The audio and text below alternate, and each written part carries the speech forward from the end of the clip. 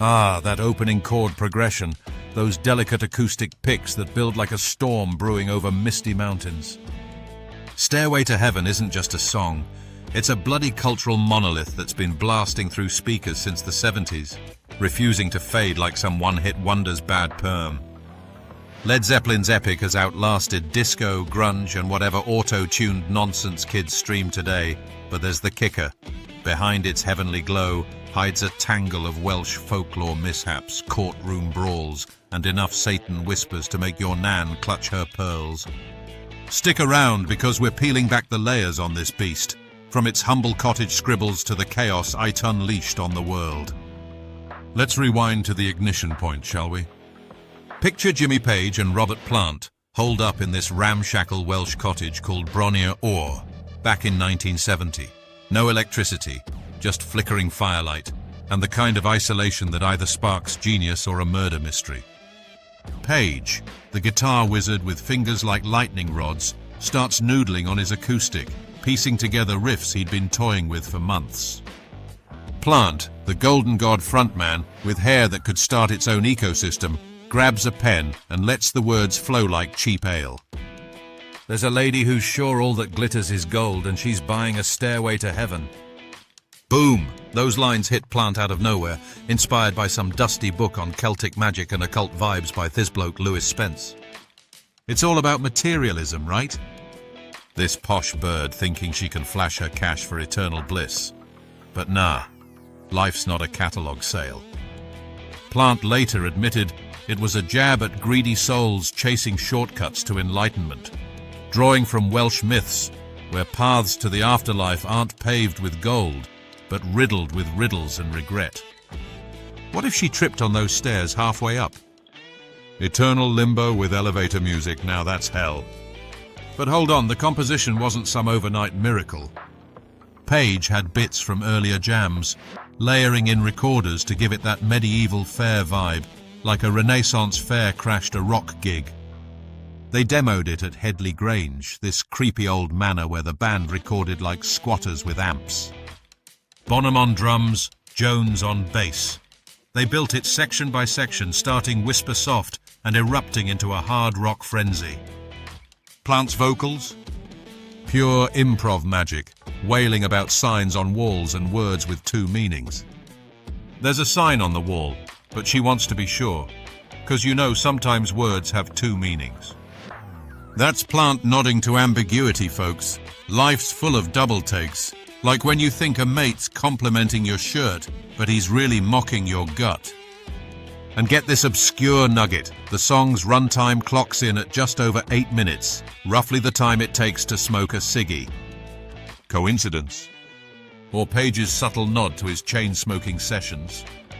Either way, it was no accident. They crafted it to escalate like a bad acid trip, from folk whispers to electric howls. Now fast forward to the album Saga and the launch drama that could have derailed the whole thing.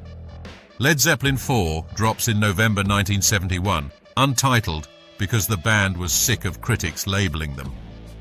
Just 4 symbols on the cover, like they're some ancient rune society instead of blokes from England with a penchant for excess. Stairway closes side 1, but here's where the wackiness ramps up. The press hated it at first. Rolling Stone called the album muddy, or some rubbish, and when Zepp debuted the track live in Belfast that March, the crowd sat there like they'd been served cold tea. Plant had to yell, "This is a new one," as if apologizing for not cranking out Whole Lotta Love again. But oh, the turmoil behind the scenes. Recording at Island Studios, Page obsessing over mixes, Plant rewriting lyrics on the fly. And that flute intro? John Paul Jones on Mellotron, faking recorders because real ones were too finicky. Trivia time. Page used a 59 Telecaster for the solo, plugged into a Supro amp, cranking out that iconic bendy wail in one take. Legend says he winged it, but knowing Page, it was probably calculated sorcery. Launch-wise, Atlantic Records pushed for a single release, but the band said sod off. Stairway was an album experience, not radio fodder. Smart move, because it became the most requested track on FM without ever charting as a 45. Imagine the execs' faces. You mean we can't milk this cash cow? Cue the violins, or in this case, the backwards guitars. Speaking of backwards, let's dive into the ascent to legend, where Stairway climbs from album cut to mythic status, dodging scandals like a greased pig. By 72, it's a live staple, Page rocking that double-neck Gibson to switch from acoustic to electric mid-song without missing a beat. Fans go mental, but then the whispers start, literal backwards whispers. Some evangelical nutter in the 80s claims if you spin the record reverse, you hear, "Here's to my sweet Satan," around the "if there's a bustle in your hedgerow" bit. Bustle in your hedgerow? That's Plant riffing on Springtime Panic, like when life's little alarms jolt you awake. Don't be alarmed now, it's just a spring clean for the May Queen. May Queens from pagan rituals, fertility and all that, not devil worship. But no, conspiracy theorists link it to Page's Aleister Crowley obsession. He bought the occultist's old house Boleskine, fueling rumors. Plant rolled his eyes. Who on earth would have thought we were Satanists? What if they were? Imagine Zepp's rider demanding virgin sacrifices instead of brown Eminamp Miz. Nah, it was all pareidolia, brains finding patterns in noise. The band laughed it off, but it boosted sales. Nothing sells like faux controversy. Live versions stretched to 11 minutes, with Plant ad-libbing like a possessed poet. And by the mid-70s, it's the ultimate closer at gigs, leaving arenas in awe. But the real drama? That plagiarism kerfuffle. In 2014, some estate sues over similarities to Spirit's Taurus, a 68 instrumental with a descending chord bit. Courtroom showdown. Page testifies it's coincidence. Plant claims amnesia from a car crash. Jury sides with Zepp in 16, but the appeals drag till 2020. Obscure fact, Randy California from Spirit jammed with Page pre-Zepp, but no theft proven. Meanwhile, Stairway infiltrates everything. Wayne's World mocks the guitar store ban, where Clark's forbid playing it because every wannabe shreds the intro till ears bleed. No Stairway denied. Classic. And culturally? It redefined epic rock, inspiring prog monsters and power ballads. Hartsann Wilson covers it at the Kennedy Center Honors in 2012, reducing Plant to tears. What if Mozart heard it? He'd probably nick the structure for his next symphony.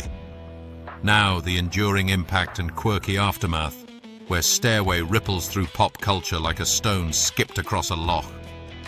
It's been dissected in books, parodied on The Simpsons, and even banned at weddings because Plant once called it a bloody wedding song and cringed. Impact-wise, it birthed the arena rock anthem formula: slow build, explosive payoff.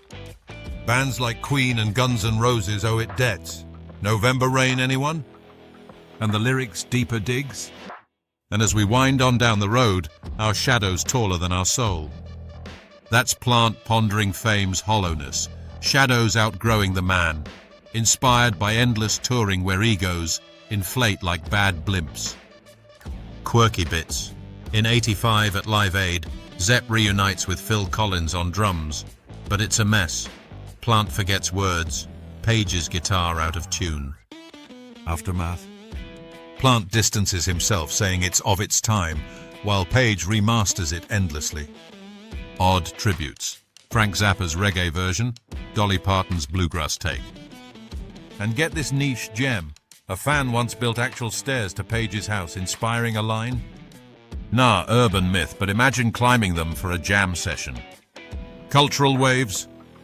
It sparked backwards message hunts in other tracks, fueled 80s moral panics, and even got name-dropped in Supreme Court briefs on copyright. Today, it's streamed billions, teaching kids guitar via tabs, while boomers argue it's the greatest solo ever. What if AI tried rewriting it? Probably spit out Elevator to Paradise, lame. And there you have it, the wild, wacky saga of Stairway to Heaven.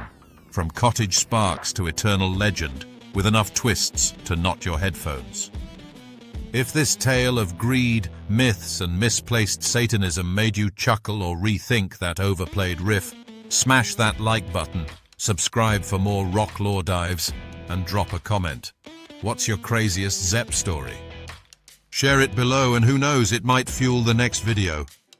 Until then, keep climbing those stairs, but watch for bustles in the hedgerow. Cheers.